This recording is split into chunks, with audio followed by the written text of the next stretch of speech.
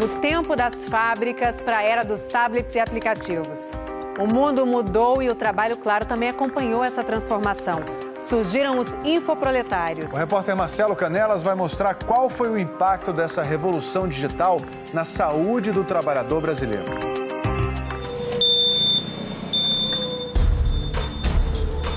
A cena nunca saiu da cabeça do metalúrgico aposentado Antônio Eurípides da Silva. O cara da empilhadeira gritou, cuidado, como o rapaz estava de costas, que ele virou, veio tudo em cima dele. O rapaz saiu morto, foi esmagado. O motorista de aplicativo Alain Cardoso jamais esqueceu aquele dia estranho do passageiro inexistente. Eu já fiz uma corrida, por exemplo, sem ninguém estar dentro. Surto. Ali eu acho que foi um surto. Do que adoeciam os trabalhadores de 30 anos atrás? As doenças daquele período eram acidentes, perda de dedos, de braços, lesões por dores intensas. Do que adoece o trabalhador de hoje? De ansiedade, de síndrome do pânico, de agressividade, de insegurança. Eis o impacto da revolução digital e da era do smartphone. Os trabalhadores e as trabalhadoras perderam aquela muralha que existia entre tempo de trabalho e tempo de não trabalho. Essa muralha desapareceu. Quem de nós aqui, quando termina esse nosso trabalho, vai para casa e desliga o celular? Durante 30 anos, o grupo de pesquisa Metamorfoses do Mundo do Trabalho da Universidade de Campinas acompanhou as mudanças que a tecnologia provocou no perfil dos empregos.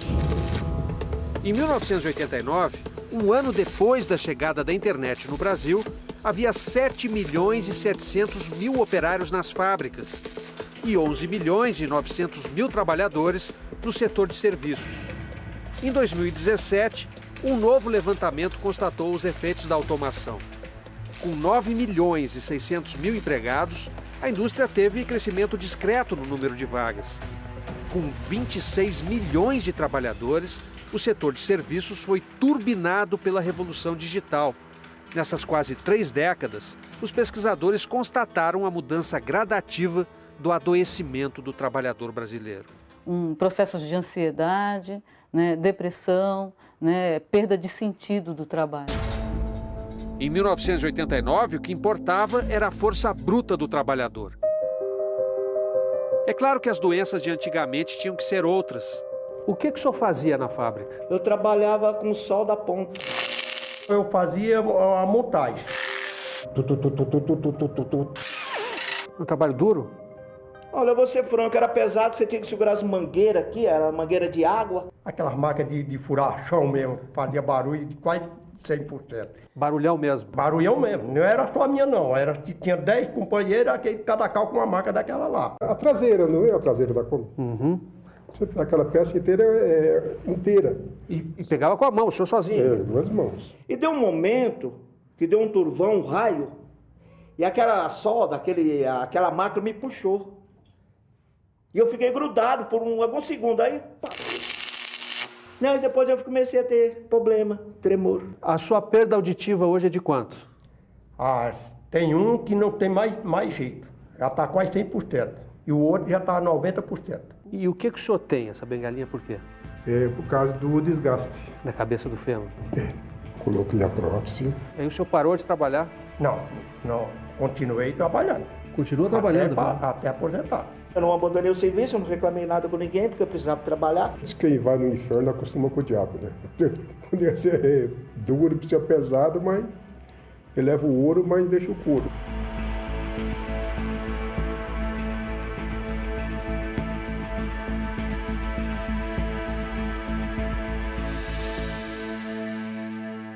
Já se passaram bem mais de 30 anos desde que Antônio Francisco e Fernando começaram a trabalhar na indústria automotiva.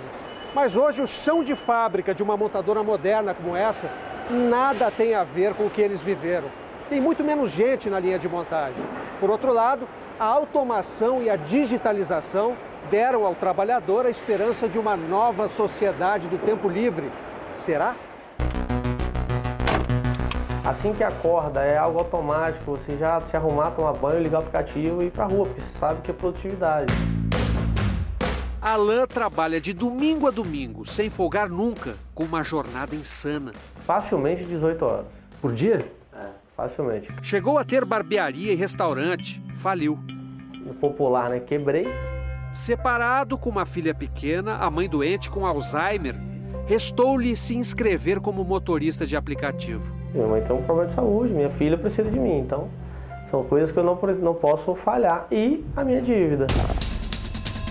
O sono foi o primeiro a ir embora. Não consigo dormir bem de verdade, não dá, realmente você fica sob pressão o tempo inteiro. Os sintomas foram aparecendo. Dores musculares, está muito tempo dentro do carro, tontura, e aí às vezes a questão da tontura está relacionada à falta de vitamina no corpo, porque você come mal, às vezes tremedeira, que aí eu acho que está relacionada ao estresse. O sinal de alerta apareceu no dia em que jurou ter apanhado um passageiro. Eu acordei e fiz uma corrida, cheguei no local, na minha cabeça eu fiz uma corrida, e cheguei no local e falei, passageiro, chegamos. E ninguém abriu a porta, eu olhei para trás e eu vi o meu travesseiro. E assim vai tocando a vida. Grato por conseguir uma ocupação, mas frustrado por não considerar um trabalho criativo. É uma atividade braçal, vamos dizer assim. Você não precisa ter formação acadêmica alguma para fazer isso. Você se considera um operário? Todo mundo que está nessa atividade, fazendo atividade, é um operário. A percepção de Alain bate com os estudos da Universidade de Campinas. Ele é o que os pesquisadores estão chamando de infoproletário.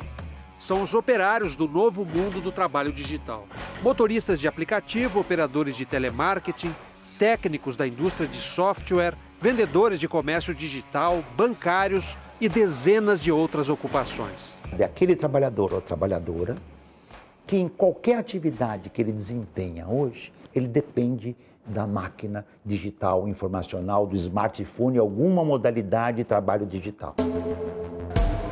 Uma atividade com características bem definidas.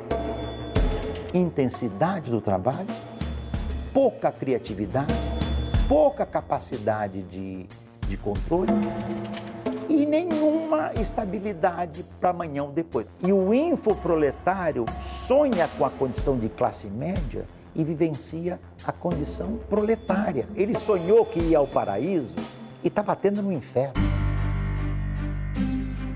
Parecia mesmo a porta do paraíso. Olha, tem uma empresa ali que está contratando, a gente sem experiência, primeiro emprego. Um meio período com tempo livre para outras tarefas. Como eu sou muito comunicativa, falei, vamos dar bem. E fui. Mas com 6 meses de telemarketing, Christopher e Larissa começaram a pifar.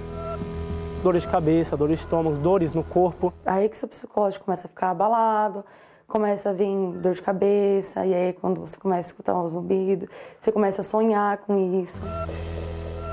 Christopher correu para o médico porque achou que estava tendo um infarto. Eu tive dores, desse lado do braço, eu tive dores no corpo, calafrios. Mas não era. O próprio médico me disse que, olha, você está doente de uma crise de estresse e ansiedade, você não está bem e você tem que se cuidar. Quando eu falei que eu era atendente de telemarketing, ele falou, Contorcionista de circo, Larissa é capaz de movimentos incríveis. Tem um elemento chamado escorpião, que é tipo uma parada de mãos com o pé na cabeça. Mas desde que entrou no telemarketing, mal consegue mexer o punho por causa de uma tendinite. Qualquer movimento repetitivo com a mão atrapalhou nos meus treinos, porque se eu ficar muito tempo de ponta cabeça, machuca. A repetição frenética vem debaixo de muita pressão. É o cliente reclamando, é o cliente humilhando a gente, muitas vezes é o próprio supervisor gritando, falando alto no próprio corredor, com todas as pessoas vendo e ouvindo. A pesquisadora Cláudia Mazei Nogueira ouviu dezenas de operadores de telemarketing doentes, a maioria absoluta de mulheres. Da maneira como está estruturado o trabalho delas, é uma categoria, uma classe fadada ao adoecimento. Com certeza absoluta, sem medo de errar. O Brasil tem hoje cerca de 1.600.000 operadores de telemarketing.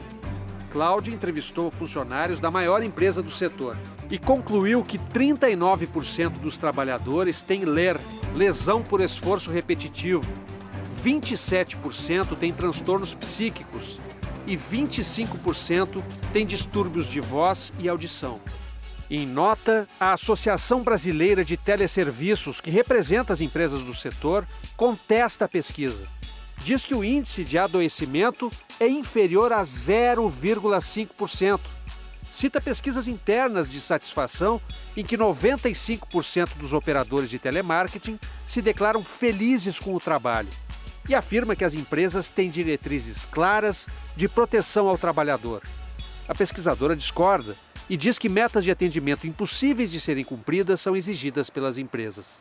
Então ela fica, gente, está muito alto, vamos abaixar esse tempo, isso é responsabilidade de vocês. Então, elas vivem essas 6 horas de trabalho numa pressão absurda.